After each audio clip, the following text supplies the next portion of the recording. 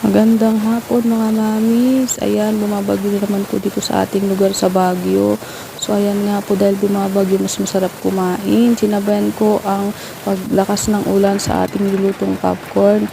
Ayan, ito na nga po palang nakita kong available na merienda na pwedeng mailuto sa ating pantry. Kaya naman nag-mate na ako ng mantika sa ating kawali at nilagay ko ang corn kernel para naman sa ayan, nagpa-pop-up na po siya dyan.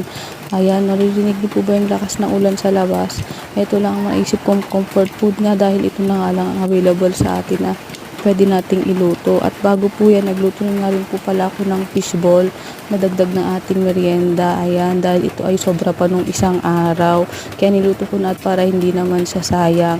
So, syempre, nagpainit na rin ako ng tubig, pinakuluan para gumawa din po tayo ng ating kape. Ayan lamang po ang ating video, ang ating merienda sa araw na ito.